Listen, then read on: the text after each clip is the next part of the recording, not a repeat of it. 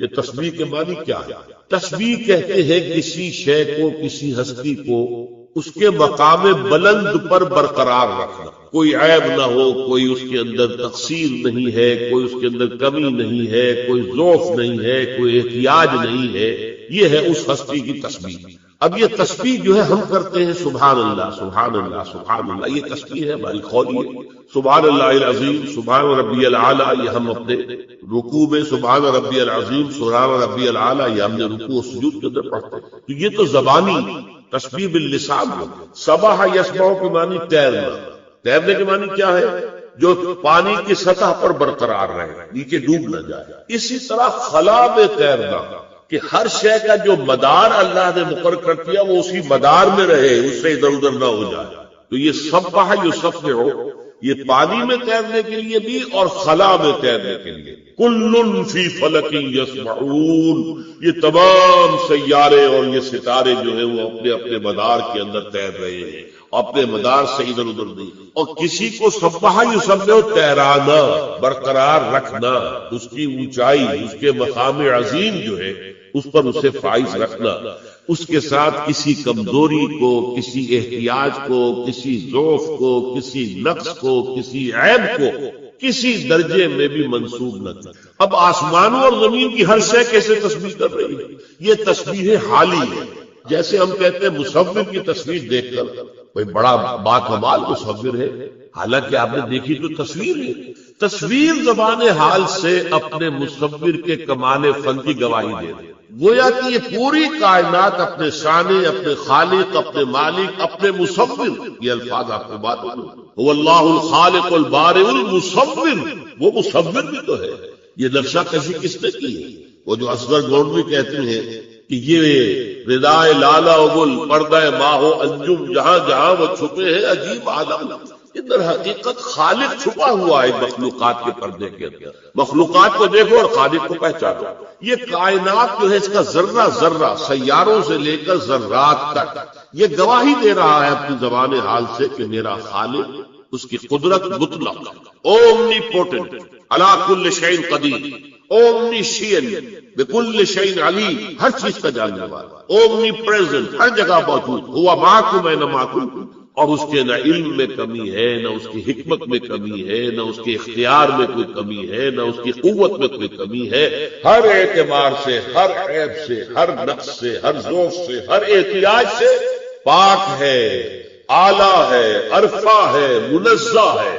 یہ ہے تسبیح۔ اور ایک بات نوٹ کیجئے خدا کے لیے، اس کے بعد سے لے کے آج تک انسان کی اصل ضرورت ایک عادلانہ نظام ہے۔ اس نظام میں ہم جگڑے ہوئے ہیں۔ آج کا نظام کیا ہے؟ جو آپ کی حکومت طے کر دے گی نصاب میں پڑھایا جائے گا، آپ تو مجبور ہیں، you wash your hand of your son, آپ داخل کر لیجیے، اس کے بعد آپ کا حق میں کیا ہے؟ وہ تو جو پڑھائے گے وہ پڑھے گا۔ کون بنائے گے ان کے کریکلم؟ کون بنائیں گے ان کی؟ کون نصاب بنائیں گے؟ اب جو دھویا جا رہا ہمارے نصاب کو، وہ تقریباً پورے عالم اسلام میں سب سے بڑھ کر سعودی عرب میں اسلام کی باتیں نکالو، اور یہ تحریک پاکستان نکالو تم اپنے courses. Read history as history, نہیں کسی آئیڈیالوجی کے حوالے سے مت پڑھو۔ اس سارا اب کیا کریں؟ کہاں لے جائیں بچوں کو؟ غاروں میں بند کر دیں۔ آپ اپنے گھر میں ٹیلی ویژن نہیں لائیں گے، بچہ کہیں باہر جا کے دیکھیں گے، اب پٹواری کی دکان پر دیکھے گا، دودھ والے کی دکان پر دیکھے گا، پڑوسی کے گھر چلا جائے گا۔ یو کانٹ ڈو اٹ، مجبوری جب تک نظام نہ بدلو۔ جو شاہ ولی اللہ دہلوی کہتے ہیں، جس نظام میں تقسیم دولت کا نظام غلط ہو جائے، نتیجہ کیا نکلتا ہے؟ ایک طرف دولت کے انبار ہے، گلچھرے ہیں، عیاشیاں ہیں، بلٹ پروف گاڑیاں ہیں، محل ہے، اور ایک طرف بھوک ہے، فاقہ ہے۔ اور بڑا پیارا لفظ استعمال کیا ہے، انسان کی حیثیت بار برداری کی اونٹ سے زیادہ نہیں رہتی۔ وہ انسان رہتے ہیں صبح سے شام تک کمر توڑ دینے والی محنت جو کر رہا ہے، اور پھر بھی 2 وقت کی روٹی پوری نہیں چل رہی۔ آپ توقع رکھتے ہیں کہ وہ اللہ سے کون لگائے گا رات کو کھڑے ہو گئے؟ خود حضور نے فرمایا قاد الفقر و یکون کفرا، فقر جو ہے وہ تو کفر تک پہنچا دیتا ہے انسان کو۔ یہ فقر نہیں ہے جو خودکشیاں کروا رہا ہے، یہ فقر ہے۔ ماں اپنے 3 بچیوں سے اتا کر اور ریل کے انجن کے سامنے کھڑتی، تو وہ کہتے ہیں کہ جب ایسا ہو جائے تو یہ ایک 2 دھاری تلوار ہے، ایک تلوار ہے 2 دھار، ادھر بھی کاٹتی ادھر بھی کاٹتی۔ اگر ڈسٹریبیوشن آف دی ویلتھ کا نظام غلط ہے، ایک طرف انبار ہوں گے دولت، نتیجہ کیا نکلے گا؟ عیاشیاں ہوں گی، بدماشیاں ہوں گی، گلچھرے ہوں گے، سب کچھ ہوگا۔ ادھر بھی کاٹا، اخلاقی طور پر کاٹ دیا، ادھر بھوک ہے، فاقہ ہے، تو دنیا نے تیری یاد سے بیگانہ کر دیا، تو اس سے بھی دل فریب ہے غم روزگار کے، کہاں خدا، کہاں آخرت، کہاں قرآن، کہاں کی فکر اس کو بیچارے کو، وہ تو بار برداری کا اونٹ ہے، کونوں کا بیل ہے، نتھنگ مور۔ مجھے اس رائے سے اتفاق ہے کہ مالی اگر کوئی عبادت ہے اس کا ثواب آپ اپنے کسی فوت شدہ بزرگ کو منتقل کر سکتے ہیں۔ مطلب آپ نے کسی بیوہ کی کو مدد کی ہے، کسی یتیم کی کو مدد کی ہے، کسی دینی کام میں پیسہ لگایا ہے، کوئی صدقہ جاریہ شروع کیا ہے خدمت خلق کے لیے وغیرہ وغیرہ، اس کی تو جو ہے اس کے ثواب کو منتقل کیا جا سکتا ہے کہ اللہ اس کا ثواب میرے والد یا میری والدہ کے منہ کو پہنچا دے۔ جسمانی نہیں، آپ نماز پڑھ کے کہیں اس کا ثواب، یا روزہ رکھ کر کہیں کہ اس کا ثواب، یا یہ کہ آپ قرآن پڑھ کر کہیں یہ آپ ہی کو ثواب ہوگا، آپ خود پڑھیں گے آپ کو ثواب ہوگا۔ البتہ ایسے تمام افعال کے بعد جب آپ اللہ سے دعا کریں گے، یہ نہیں کہیں گے کہ میرے اس فعل کا ثواب منتقل کر دے، اے اللہ میرے والدین کی مغفرت فرما، تو یہ کوئی نیک کام کرنے کے بعد جو ہے اس دعا کی تاثیر جو ہے وہ بڑھ جائے گا، بس اس پہلو میں انڈائریکٹلی اس کا ایک تعلق بن جائے گا، ورنہ یہ کہ وہ اس طریقے سے بچوں کو بلانا اور پڑھانا اور یہ جو ہے سوئم میں کرنا اور قرآن خوانی کی محفل، یہ سب بدعات ہیں، اور یہ در حقیقت دین میں اضافے ہیں اور ان کی کوئی حقیقت نہیں ہے۔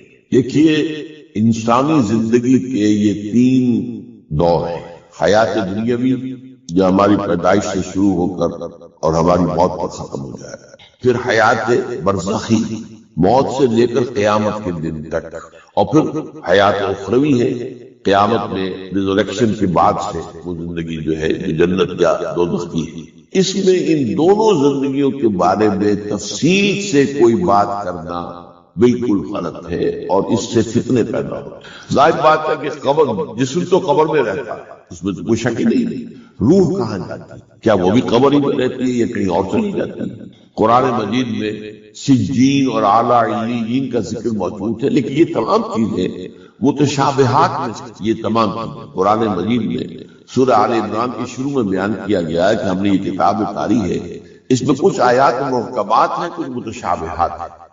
وہ متشابہات کا ایگزیکٹ مفہوم جاننا اس وقت ہمارے لیے ممکن نہیں ہے، یہ تو جب اس عالم میں ہم پہنچیں گے تو معلوم ہوگا کہ ہاں یہ بات تھی کہ جو قرآن مجید میں اس طور سے کہی گئی تھی، لیکن یہ کہ اس وقت جو ہے جتنا کچھ ہمیں حدیث صحیح میں مل جائے یا قرآن میں مل جائے، اس عالم برزخ میں بھی یہ تو ہوتا ہے کہ جو نیک لوگ ہیں انہیں کچھ نہ کچھ جو ہے اثرات اچھے ان پر پڑتے رہتے ہیں، ان کی ارواح پر کہہ لیجیے، اور کچھ جو برے ہیں ان کے اوپر جو آخری انجام ہونا ہے اس کی کچھ ریفلیکشن ہوتی رہتی ہے، جس کو حدیث میں کہا گیا ہے کہ ہر قبر جو ہے وہ یا تو جنت کے باغیچوں میں سے ایک باغیچہ ہے یا دوزخ کے گڑھوں میں سے ایک گڑھا ہے، یا کہیں کہہ دیا جاتا ہے کہ کھڑکی کھول دی جاتی ہے اس میں، یا جنت کی طرف سے ٹھنڈی ہوائیں آئیں، خوشبوئیں آئیں، اور یا دوزخ کی طرف سے کہ آگ کی لپٹ آئے۔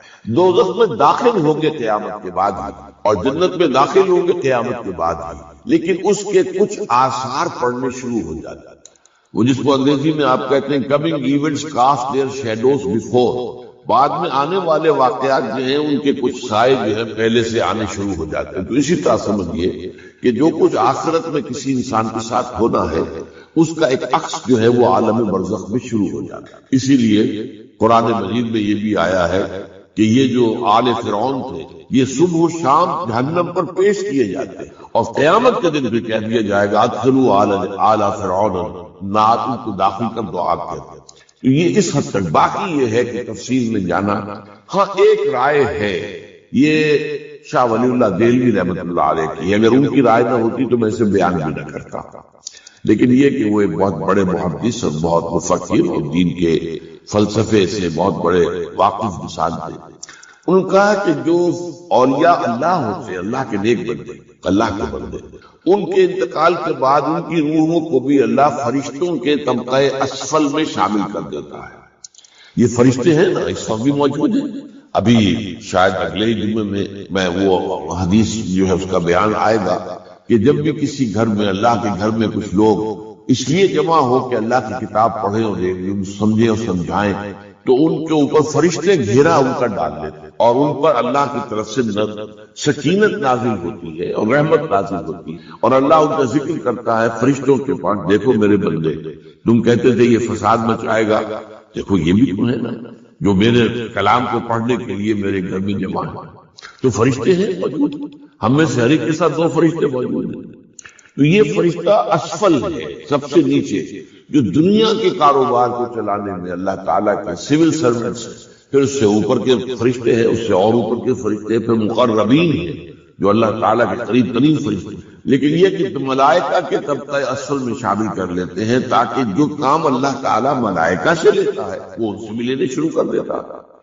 لیکن ہمیں یہ اجازت نہیں ہے کہ ہم فرشتوں کو پکار کر کہیں کہ اے فرشتے، اے جبریل، اے میکائیل، یا فلاں، اے منکر، جو کیا میرے جو ہے کرامن کاتبین، میرا یہ کام کر دو، نہیں، یہ شرک ہو جائے۔ اسی طرح ہو سکتا ہے کہ انبیاء کی ارواح جو ہے وہ بھی اللہ تعالیٰ نے شامل کی ہوئی اس لشکر کے اندر، وہ کام کر رہے ہیں اور وہ اللہ تعالیٰ کے حکم سے مختلف معاملات جو ایگزیکیوٹ کرتے ہیں، لیکن ہم کسی کو پکار نہیں سکتے۔ اب یہ نوٹ کر لیجئے، ہدایت و ضلالت اس دنیا میں جو مختلف حالتیں انسان پر طاری ہوتی ہیں، یا نعمتوں کی بارش ہو رہی ہے، یا تنگی ہے، فقر ہے، احتیاج، دنیاوی حیثیت ہے، وجاہت ہے، یا دنیا میں گمنامی ہے، کسنوی فرصت کے بھیا کس تھی، کوئی آپ کا حال ہی نہیں پوچھ رہا کہ تم ہو کون، تمہارے منہ میں کتنے دانت، یا یہ کہ دنیا میں اقتدار کی کسی مسند پر انسان بیٹھا ہے، یا یہ کہ کوئی اس کے ہاتھ میں اختیار نہیں۔ یہ تمام جو حالات انسان پر طاری ہوتے ہیں، ان کے جواب میں جو طرز عمل فکری اعتبار سے اور عملاً انسان اختیار کرتا ہے، اس کے 4 درجے ہیں۔ پہلا درجہ ہے انتہائی گمراہی ضل ضلالا بعیدا۔ وہ کیا ہے؟ اگر عزت ہوئی، نعمتیں ملی، فلاں دیوی یا دیوتا کی نگاہ کرم ہے، اس کی کرپا سے یہ ہو گیا، اور اگر کوئی تکلیف آ گئی، مصیبت آ گئی، معلوم ہوتا ہے کہ فلاں دیوی یا دیوتا ہم سے ناراض ہو گیا، یہ کالی دیوی کی طرف سے کوئی مصیبت آ گئی ہے، یا یہ کہ یہ لکشمی دیوی کی نگاہ کرم ہے کہ ہمیں دولت مل گئی ہے۔ یہ تو ہے شرک۔ شرک ہونے کے اعتبار سے یہ ہے ضل ضلالا بعیدا، انتہائی پستی۔ اس پستی سے اوپر آئیں گے تو توحید کی پہلی منزل ہے۔ عزت بھی اللہ نے، اگر کوئی تنگی آ گئی، فقر، تکلیف، کوئی ذلت، رسوائی، یہ بھی اللہ کی طرف سے۔ حقیقت ہم جی نہیں رہے، بلکہ زندگی ہمیں گھسیٹ کر لے کر جا رہی ہے۔ یہ جیسے کہ اگلی رکوع میں آئے گا کہ ایک وہ ہے جو سیدھا چل رہا ہو، فَمَن يَمْشِي مُكِبًّا عَلَى وَجْهِهِ أَهْدَىٰ أَمَّن يَمْشِي سَوِيًّا عَلَى صِرَاطٍ مُسْتَقِيمٍ۔ اوندے منہ گھسٹ رہے ہیں کچھ لوگ، صرف اپنے پیٹ کے بل گھسٹ رہے ہیں، پیٹ کھانے کو مانگتا ہے، ڈال دیا تو وہ زندگی کی گاڑی چلی جا رہی ہے، وہ خود جی نہیں رہے۔ یہ زندگی برائے زندگی ہے، جبکہ زندگی در حقیقت کسی مقصد کے لیے ہونی چاہیے، کوئی آدرش ہو، کوئی نصب العین ہو، کوئی آئیڈیل ہو، کوئی آپ کا مقصود و مطلوب ہو، تب زندگی ہے۔ تو ایک ہے زندگی بسر کرنا، یہ بہت کم لوگوں کو نصیب ہے۔ حقیقت میں زندگی بسر کرتی ہے اکثر و بیشتر لوگوں کو، وہ زندگی نہیں گزارتے، زندگی انہیں گزارتی۔ بہرحال یہ زندگی جو ہم گزار رہے ہیں، یا وہ زندگی جو ہمیں اس وقت گزار رہی ہے، بسر کر رہی ہے، اس کی غایت کیا ہے؟ یہ ہے جو دوسرا ٹکڑا اس آیہ مبارکہ کا، لِيَبْلُوَكُمْ أَيُّكُمْ أَحْسَنُ عَمَلًا۔ انتہائی اہم ہے کہ یہ در حقیقت ایک امتحانی وقفہ ہے، اس میں ٹیسٹنگ پیریڈ اس کو شمار کیجئے، امتحان۔ جیسے ایک 3 گھنٹے کا امتحان ہوتا ہے، میں بات یہ کہا کرتا ہوں 3 گھنٹے کا امتحان، چونکہ ہر ایک شخص اس سے واقف ہے۔ یہ 30 سال کا امتحان، فرق کچھ نہیں ہے، یہ تو کوانٹیٹیٹو معاملہ ہے، کوالٹیٹیو کوئی فرق نہیں ہے۔ 3 گھنٹے کا امتحان، 30 سال کا امتحان۔ 30 سال میں اس لیے کہہ رہا ہوں کہ چاہے عمر کتنی بھی ہو، میں عرض کر چکا ہوں کہ پروڈکٹیو پیریڈ جو ہے انسان کی زندگی کا، جس میں وہ کچھ بناتا یا بگاڑتا ہے، وہ در حقیقت وہ 30 سال کے لگ بھگ بنتے ہیں۔ 30 نہیں 40 سال ہو جائیں گے، اللہ خیر سے۔ تو یہ اس کا امتحان، یہ بہت اہم بات ہے قرآن مجید کے فکر اور فلسفے کو سمجھنے کے لیے۔ پوری زندگی انسان کی اس امتحان ہی سے عبارت ہے۔ میں نے ایک مضمون لکھا تھا حج کی حقیقت پر، اور حضرت ابراہیم علیہ السلام کی شخصیت کے حوالے سے میں نے امتحانی مراحل گنوائے۔ پہلا امتحان انسان کا اس کے شعور کا ہوتا ہے کہ آیا وہ اپنے پروردگار کو پہچانتا ہے یا نہیں، اسی عالم محسوسات میں گم ہو کر رہ جاتا ہے، یا یہ کہ اس سے اوپر ابھرتا ہے، اور وہ کھول آنکھ زمیں دیکھ، فلک دیکھ، فضا دیکھ، مشرق سے ابھرتے ہوئے سورج کو ذرا دیکھ۔ ان آیات الہیہ کے ذریعے سے اگر وہ معرفت حاصل کرتا ہے اللہ کی تو پہلے امتحان میں پاس ہوں گے، اور اگر وہ اسی میں گم ہو کر رہ گئے، صرف حیوانوں کا سا دیکھنا دیکھتا رہا اور حیوانوں کا سا سننا سنتا رہا، تو گویا کہ وہ ناکام ہوا۔ وہ تو ضل ضلالا بعیدا، جس نے خدا کو پہچانا ہی نہیں وہ تو پہلے ہی امتحان میں فیل۔ اب جس نے پہچان لیا، اب اس کے بعد استقامت کا امتحان آئے گا۔ ان الذین قالوا ربنا اللہ ثم استقاموا، اب عمل کا امتحان شروع ہوگا۔ اللہ کا حکم ہے، اس کو مانو، اللہ نے روکا ہے، رکو۔ پھر اللہ تو اب تمہارے لیے ایک سے ایک چیلنج نیا لائے گا۔ پرائمری کا امتحان پاس کر لو گے تو مڈل ہے، میٹرک ہے، پھر آگے چلے گا۔ حضرت ابراہیم علیہ السلام کا پہلا امتحان باپ نے گھر سے نکالا، واہجرنی ملیہ قال سلام علیہ، وہ اللہ تعالیٰ کی توحید پر قائم ہے۔ پہلا امتحان جو ہے عمل کا پاس کیا ہے کہ وہ باپ نے گھر سے نکال دیا۔ اس کے بعد اس سے بڑا امتحان، اب وہ نمرود کے دربار میں پیش ہو رہی ہے، لیکن ان کا صبر، ثبات، استقامت، ان کا عزم، ان کا حوصلہ قائم ہے، اور آنکھوں میں آنسیں ڈال کر بات کی ہے جو مجادلہ سورہ بقرہ میں آیا ہے کہ تم اگر خدائی کے مدعی ہو تو اللہ تعالیٰ سورج کو مشرق سے نکالتا، مغرب سے نکال کے دکھاؤ۔ فبہت الذی کفر، تیسرا امتحان، ڈال دو اس کو آگ میں، اس کو جلا دو۔ بہت بڑا الاؤ بنا دیا گیا اور کھڑا کر دیا گیا، اب بھی آخری موقع ہے، باز آ جاؤ، رجوع کر دو۔ یہ امتحان، کامیاب ہوئے، بے خطر کود پڑا آتش نمرود میں عشق، عقل ہے محو تماشائے نبے بام۔ چوتھا امتحان، انی مہاجر الی ربی سیہدین، گھر بار وطن کو چھوڑ کر بالکل سمجھیے ان ولڈرنس نکل گئے، اس لیے کہ اس وقت کی دنیا کا تصور کیجئے، آج سے 4,500 سال قبل کی دنیا، کہاں معلوم تھا کہ کہاں جا رہے ہیں، کیا حالات ہوں گے، کہاں پر ہمیں کوئی ہوٹل بنے ہوئے ملیں گے یا سرائیں ملیں گی، لیکن نکل گئے۔ پھر پوری زندگی مہاجرت میں ہے، آج یہاں ہے، کل وہاں ہے، اور آخری امتحان جس پر کہ میں نے الفاظ لکھے ہیں کہ اس سے بڑی کامیابی اور کوئی نہیں ہو سکتی کہ ممتحن پکار اٹھے کہ وہ امتحان واقعتاً بڑا کڑا تھا۔ وہ جو فرمایا گیا ہے کہ اب اپنے بیٹے کو 100 برس کا بوڑھا جس نے دعائیں مانگ مانگ کر بیٹا لیا تھا، اور اب وہ بیٹا 13 برس کا ہوا ہے، فلما بلغ معه السعی، جبکہ وہ بھاگ دوڑ کے قابل ہوا ہے، جبکہ بازو بن گیا ہے بوڑھے باپ کا۔ اور اچھے الفاظ وہاں پر میرے قلم سے اس وقت نکل گئے کہ وہ بوڑھا باپ دیکھ دیکھ کر جی رہا ہوگا، بیٹے کو جوان ہوتا دیکھ رہا ہے، میرے مشن کا علمبردار، میرے کام کو آگے لے کر چلنے والا، میرے دست و بازو بننے والا اللہ نے مجھے عطا فرمایا ہے، ولی عطا فرمایا ہے، ساتھی عطا فرمایا ہے۔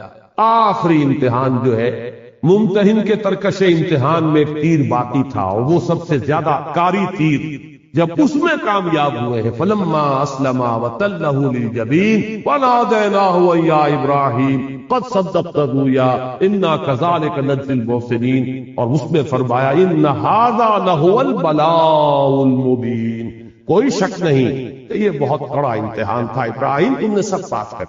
یہ حضرت ابراہیم کی شخصیت اس اعتبار سے کہ پوری زندگی مسلسل امتحان کی زندگی، یہی وجہ ہے کہ سورہ بقرہ میں ایک آیت میں اس کو سمو لیا، وَإِذِ ابْتَلَىٰ إِبْرَاهِيمَ رَبُّهُ بِكَلِمَاتٍ فَأَتَمَّهُنَّ قَالَ إِنِّي جَاعِلُكَ لِلنَّاسِ إِمَامًا۔ یاد کرو جب کہ اللہ نے امتحان لیا، ابتلا کیا، آزمایا ابراہیم کو بڑے بڑے امتحانات میں، کلمات، اس لیے کہ یہ تفخیم کے لیے ہے، تنکیر، نکرہ کا لفظ، بڑے بڑے امتحانات میں سے گزارا، اور جب وہ تمام میں پورا اترا تب کہا انی جاعلک للناس اماما، اب میں تمہیں پوری نوع انسانی کا امام بنا رہا۔ اس مقام پر فائز ہونے کے لیے وہ تمام ٹیسٹ جو ہے وہ پاس کرنے پڑے حضرت ابراہیم کو علیہ السلام۔ تو در حقیقت پوری زندگی امتحان، یہی امتحان ہے کہ جو اب آپ پر دنیا کی جو کیفیات عدلتی بدلتی رہتی ہیں، کبھی فراخی ہے، کبھی تنگی ہے، کبھی صحت ہے، کبھی بیماری ہے، کبھی مفلسی ہے، کبھی تمنگری ہے، کبھی حالت خوف ہے، کبھی حالت امن ہے، کبھی اللہ نے چھپر پھاڑ کر کچھ دے دیا ہے، اور کبھی اچانک جو کچھ تھا چھین لیا۔ یہ سب کیا ہے؟ امتحان۔ چنانچہ سورۃ الفجر کے اندر جو مضمون آیا ہے کہ فَأَمَّا الْإِنسَانُ إِذَا مَا ابْتَلَاهُ رَبُّهُ فَأَكْرَمَهُ وَنَعَّمَهُ فَيَقُولُ رَبِّي أَكْرَمَنِ وَأَمَّا إِذَا مَا ابْتَلَاهُ فَقَدَرَ عَلَيْهِ رِزْقَهُ فَيَقُولُ رَبِّي أَهَانَنِ کَلَّا انسان کا بڑا مغالطہ ہے، بڑے دھوکے میں آ جاتا ہے جب اس کا رب اسے آزماتا ہے، آزمانے کے لیے اسے دولت دیتا ہے، نعمتیں دیتا ہے، وہ سمجھتا ہے میرے رب نے مجھے عزت دے دی۔ عزت نہیں ہے، امتحان ہے خدا کے بندے۔ اسی طریقے سے جب وہ امتحان لیتا ہے دوسری شکل میں وَإِذَا مَبْتَلَاهُ فَقَدَرَ عَلَيْهِ رِزْقَهُ، اس پر اس کے رزق کو تنگ کر دیتا ہے، ناپ تول کر دینے لگتا ہے حساب کتاب سے، تو کہتا ہے ربی اہانت، میرے رب نے تو مجھے ذلیل کر دیا۔ نہیں، یہ ذلت نہیں، وہ عزت نہیں، یہ ذلت نہیں۔ عزت اور ذلت کا فیصلہ تو قیامت کے دن ہوگا۔ ذالک یوم التغابن، جس کو اس دن جس کا اعزاز ہو گیا وہ ہے عزت والا، اور جو اس روز ذلیل ہو گیا اور عذاب مہین کے اندر مبتلا کر دیا گیا وہ ذلیل ہو گیا۔ باقی اس دنیا کی زندگی میں یہ کیفیت بھی امتحان کی ہے، وہ کیفیت بھی امتحان کی، تو اس پورے کے اوپر، زندگی کے اوپر اس کو پھیلائیے کہ در حقیقت یہ حیات دنیاوی جس کو ہم اپنی غلط فہمی میں زندگی کہہ بیٹھتے ہیں، یہ زندگی نہیں ہے، یہ 3 زندگیوں میں سے ایک زندگی ہے، بلکہ 5 زندگیوں میں سے ایک زندگی، اس لیے کہ موت بھی ایک طرح کی زندگی، بے شعوری کی زندگی ہے در حقیقت موت، معدوم ہونے کا نام تو ہے نہیں۔ تو 5 وقفے ہیں جن میں یہ درمیانی وقفہ ہے جو ہم یہاں بسر کر رہے ہیں، اور اس کی حیثیت ایک امتحانی وقفے کی ہے۔ تو میں نے جو دوسرا شعر کہا تھا علامہ اقبال کی اس نظم میں، وہ اس نظم کا آخری شعر، قلزم ہستی سے تو براہ مانند خباب، اس زیاں خانے میں تیرا امتحان ہے زندگی۔ یہ امتحان کا ایک پیریڈ ہے، اور بڑا پیارا ایک شعر کہا ہے، تو عرصہ محشر میں ہے پیش کر غافل عمل کوئی اگر دفتر میں ہے، کہ تم سمجھتے ہو کہ وہ حشر جو پھر بعد میں ہو، وہ تو در حقیقت حشر کا ظہور ہے۔ اصل میں عرصہ محشر میں ہم اس وقت، عرصہ ہے یہ عرصہ نہیں ہے، لفظ عرصہ کہتے ہیں میدان کو، عرصہ محشر میں ہے۔ یہ پہلا مصرع پورا کیا ہے؟ یہ گھڑی محشر کی ہے تو عرصہ محشر میں ہے، پیش کر غافل عمل کوئی اگر دفتر میں ہے۔ یہ زندگی ہے اصل محشر، وہ محشر جو ہوگا وہ در حقیقت اس کے نتائج کے اعلان کے لیے ہوگا۔ اصل میں تو اگر کوئی عمل کا تمہارے دفتر میں ہے تو نکالو، برابر حق کے اندر سینہ داری، سرود نالے آہے فغانے، جو تمہارے اندر ہے اسے باہر نکال کر پیش کرو، اس لیے کہ در حقیقت یہ حشر یہاں ہو رہا ہے۔ جیسے کہ آتا ہے حاسبوا انفسکم من قبل ان تحاسبوا، اصل میں تو محاسبے کے عالم میں اس اگر ہم پہچان لیں کہ ہمارا امتحان اب ہو رہا ہے، اور وہ جو نتیجے کے دن ہے وہ تو در حقیقت اس کا ظہور ہے، اس کے نتیجے کا۔ اصل تو ہم یہاں بنا یا بگاڑ رہے ہیں اپنی قسمت کو اور اپنے مستقبل کو اور اپنی ابدی زندگی۔ تبارک الذی بیدہ الملک وہو علی کل شیء قدیر الذی خلق الموت والحیاۃ لیبلوکم ایکم احسن عملا، تاکہ تمہیں آزمائے۔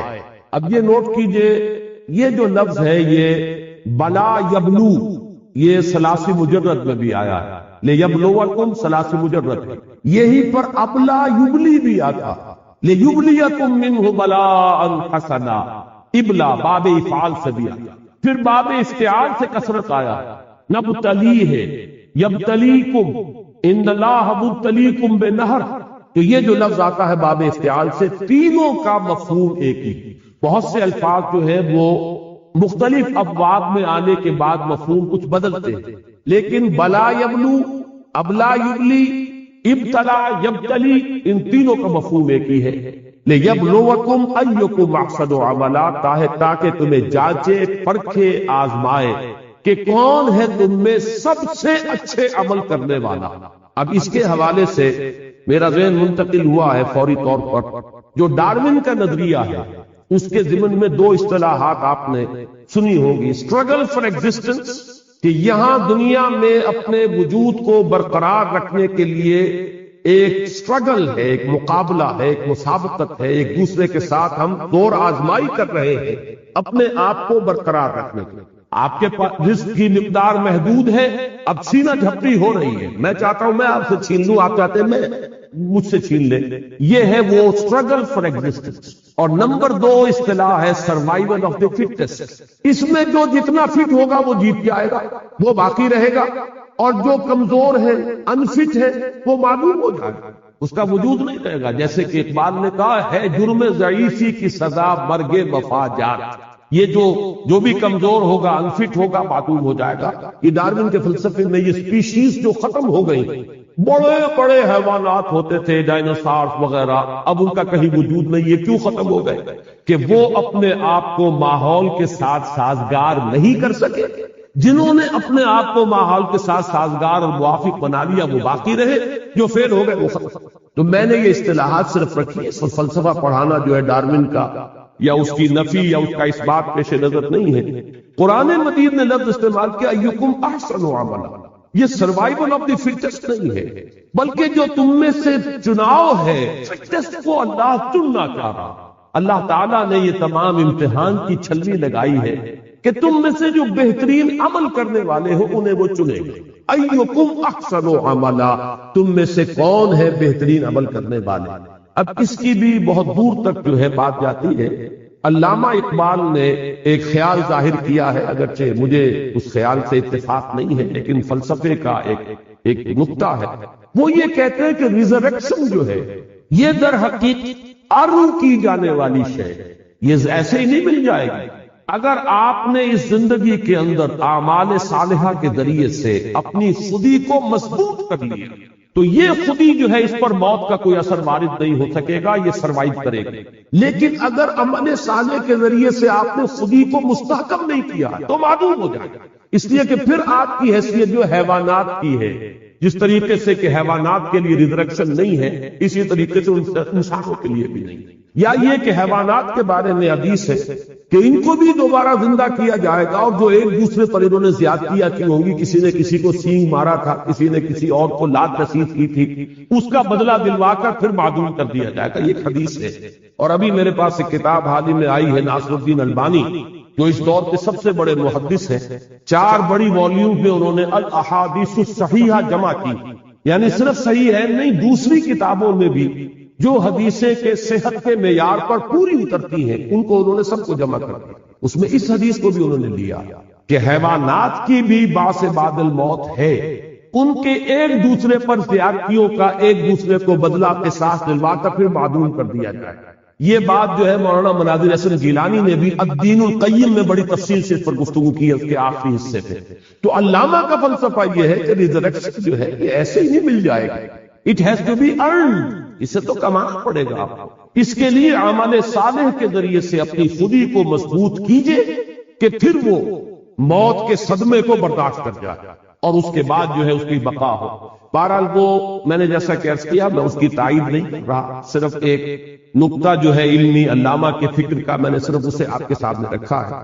تو ایکم احسن عملا، کون ہے تم میں سے بہترین عمل کرنے والا؟ اس کا ایک منطقی نتیجہ نکلتا ہے، اور وہ قرآن مجید کے بہت سے مقامات پر پھر اس کو واضح کیا گیا ہے، کھول کر بیان کیا گیا ہے کہ وہ جو سروائیول آف دی فٹسٹ اور اسٹرگل فار ایگزسٹنس ہے، قرآن یہ چاہتا ہے کہ آپ اسٹرگل کریں، ایک دوسرے سے مسابقت کریں خیر میں، نیکی میں، وَلِكُلٍّ وِجْهَةٌ هُوَ مُوَلِّيهَا فَاسْتَبِقُوا الْخَيْرَاتِ، ہر ایک نے اپنا کوئی نہ کوئی ہدف معین کیا ہوا ہے جدھر اس نے اپنا رخ کیا ہے، تو تم بھی اے مسلمانوں رخ کرو اور استباق کرو۔ استباق کہتے ہیں بھاگنا، دوڑنا ایک دوسرے سے مقابلے کے لیے اور ایک دوسرے سے آگے نکلنے کے لیے، استباق۔